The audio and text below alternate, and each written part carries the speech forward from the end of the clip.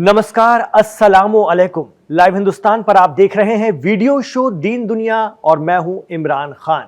बड़ी खबर यह है कि ईरान पहुंच गए हैं सऊदी के वजीर दिफा यानी डिफेंस मिनिस्टर प्रिंस खालिद बिन सलमान अल सऊद। और इसका हूती या अंसारुल्लाह से क्या कनेक्शन है, यह भी समझने की कोशिश करेंगे आज के दीन दुनिया में।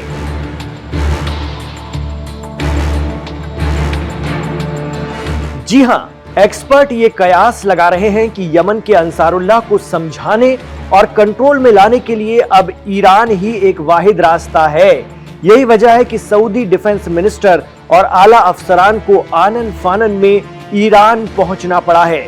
इतना ही नहीं, सऊदी डिफेंस मिनिस्टर जो सऊदी किंग के बेटे भी हैं, उन्होंने ईरान के रहबरे मुअज्जम कहे जाने वाले supreme leader Ayatollah Ali Khamenei से मुलाकात कर एक लेटर भी उन्हें सौंपा है, जिसमें इस्राइल का मिलकर मुकाबला करने की बात कही गई है। यह अलग बात है कि इस्राइल का पक्का दोस्त अमेरिका सऊदी का भी मजबूत साथी है। मीडिया रिपोर्ट की माने तो अब यमन के अंसारुल्लाह ने मुत्तहिदा अरब अमीरात यानी यूएई और सऊदी अरब को एक साथ सीधी धमकी दे दी है कि अब उनके तेल ठिकानों पर आग बरसेगी।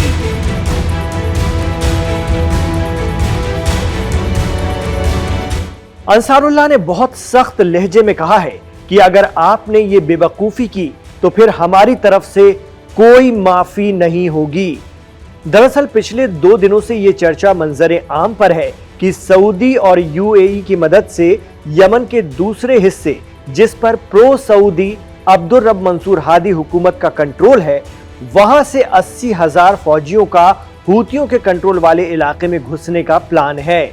अमेरिका इन्हें हवाई कवर देगा और यही वजह है कि अंसारुल्लाह ने सऊदी और यूएई को सख्त इंतबाह दे दिया है। हौसियों के मीडिया कोऑर्डिनेटर हुसैन अल बुखैती ने धमकी दी है कि सऊदी अरब और यूएई के भाड़े के फौजियों की तरफ से अगर कोई भी हमला होता है तो इसका करारा जवाब दिया जाएगा।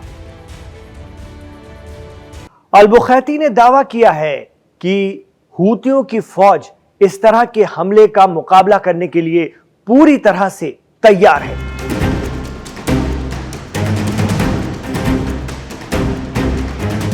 हूती फोर्स सऊदी अरब और यूएई के अंदर दर्जनों जाफा ड्रोन और फिलिस्तीन 2 हाइपरसोनिक मिसाइल से अंदर तक तबाही मचाने की सलाहियत रखती है। हूती अपने ड्रोन और मिसाइल से सऊदी अरब और यूएई के तेल फैसिलिटी, बंदरगाहों, एयरपोर्ट और शिपिंग लाइन को तबाह कर सकते हैं। यही नहीं, इससे पूरे इलाके में इंसानी बहरान पैदा होगा, जिसकी जिम्मेदारी अरब मुल्कों और अमेरिका की होगी। मिडिल ईस्ट मामलों के एक्सपर्ट मानते हैं कि हौसियों से उलझने के साल 2015 के बुरे तजुर्बे सऊदी भूला नहीं है। उस वक्त भी अंसारुल्लाह ने सऊदी तेल फैसिलिटी पर मिसाइलें मारकर उन्हें धुआं धुआं कर दिया था। उस वक्त सऊदी को ईरान से गुहार लगानी पड़ी थी, क्योंकि यह माना जाता है कि यमन के अंसारुल्लाह सिर्फ ईरान की सुनते हैं। ऐसे में माना जा रहा है कि सऊदी के डिफेंस मिनिस्टर प्रिंस खालिद बिन सलमान अल सऊद इस सिलसिले में भी ईरान पहुंचे हैं।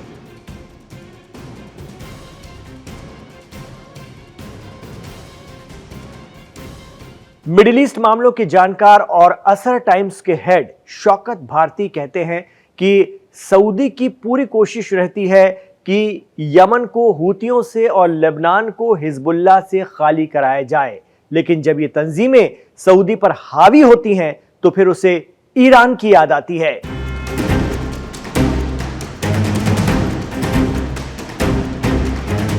ईरान हिमायती ये तंजीमें उनके एक्सेस ऑफ रेजिस्टेंस यानी मुकावमत का हिस्सा हैं। बकौल शौकत भारती, या तो इस वक्त अमेरिका का प्रेशर सऊदी पर बढ़ रहा है यमन के हौसियों के हवाले से, जिसकी वजह से, या फिर सऊदी इस वक्त जिस पशुपेश में उलझा है उसे क्लियर करने पहुंचे हैं सऊदी वजीर दिफा ईरान।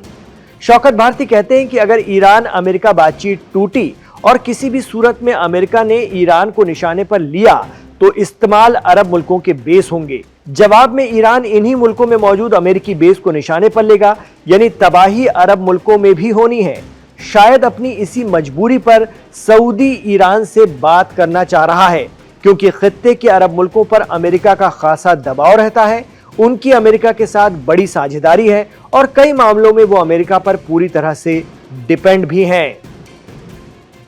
यमन को जो बर्बाद करने का खेल चल रहा है, तो ज़रूरी बात है कि यमन भी जो है वो अटैक करेगा, सऊदी पर भी करेगा, यूएई के ऊपर करेगा। बड़ी मुश्किल से ईरान ने इनके मामलात तय कराए थे, लेकिन ये ईरान से ज़्यादा अमेरिका के इशारों के ऊपर नाच रहे हैं और जैसा अमेरिका कह रहा है वैसा करते चले जा रहे हैं। तो नुकसान तो इनको ही उठाना पड़ेगा।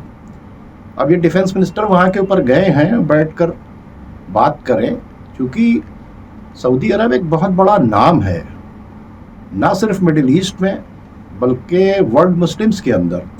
अगर वो ईरान के साथ मिलकर प्रॉपर ढंग से इस पूरे खित्ते के मसाइल को हल करना चाहे तो वो हल हो जाए। लेकिन अफसोस इस बात का है कि ये लोग अमेरिका और इजराइल का साथ छोड़ना ही नहीं चाहते। कभी ये लोग लेबनान के ऊपर प्रेशर बिल्टअप करते हैं कि हिजबुल्लाह को ख़त्म कर दो। बरसों से इन्होंने हमास को ख़त्म करना शुरू किया और उसके बाद वहाँ पर महमूद अब्बास को सपोर्ट करते रहे। फिर इन्होंने बशर असद की हुकूमत को गिराने की कोशिश की और गिराने में कामयाब हो गए, जौलानी को लेके चले आए। तो ये जो इनका रोल है अरब रूलर्स का, ये बहुत ज़्यादा ख़राब है। और देखिए, यमन में जो हौसी हैं उनके ऊपर अटैक करने के लिए 80,000 की फ़ौज तैयार करना चाहते हैं, अब्दुल्ला साले को सपोर्ट करना चाहते हैं। तो फिर आखिर हौसी वो जो लड़ना तो इनको जंग चाहिए था, ये अपने आप को मुसलमानों का सबसे बड़ा लीडर समझते हैं, खाने काबा इनके पास है, खातमैन हरमैन शरीफैन, ये इनको फ़िलिस्तीनियों की मदद करना चाहिए। तो जो फ़िलिस्तीनियों की मदद कर रहा है यमन, उसके लिए प्रॉब्लम खड़ा कर रहे हैं। इधर हमास ने मस्जिद अक्सा को लेकर इस्राइल को फिर इंतबाह दिया है।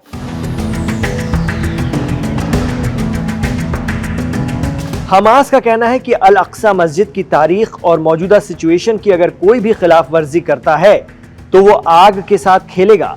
दरअसल ईरान की सरकारी न्यूज एजेंसी इरना के हवाले से जारी खबर के मुताबिक हमास ने अरब और मुस्लिम अक्सरियत वाले मुल्कों से अपील की है कि वो मस्जिद अक्सा की हिफाजत के लिए कदम उठाएं। हमास इसराइल पर इल्जाम लगाता रहा है कि उसकी सिक्योरिटी फोर्सेस मस्जिद के प्रेमाइसिस में पहुंच जाती हैं। इतना ही नहीं, इसराइल के सियासतदान इतामार बेन ग्वीर पर भी मस्जिद अक्सा के कैंपस में जाने का इल्जाम लगता रहा है। अब देखना होगा कि अक्सा के लिए हमास की अपील का अरब वर्ल्ड पर कितना असर होता है।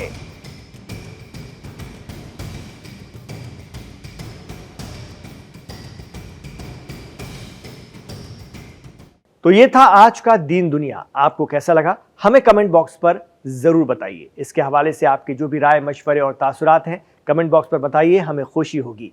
इमरान खान के साथ आप आखिर तक कनेक्ट रहे, इसका शुक्रिया। हमारा वीडियो पसंद आया हो तो इसे लाइक जरूर कर लीजिएगा। साथ ही हमारे चैनल लाइव हिंदुस्तान को सब्सक्राइब करना न भूलिएगा। बहुत शुक्रिया। अपना ख्याल रखिए और अपनी दुआओं में हमें याद रखिए।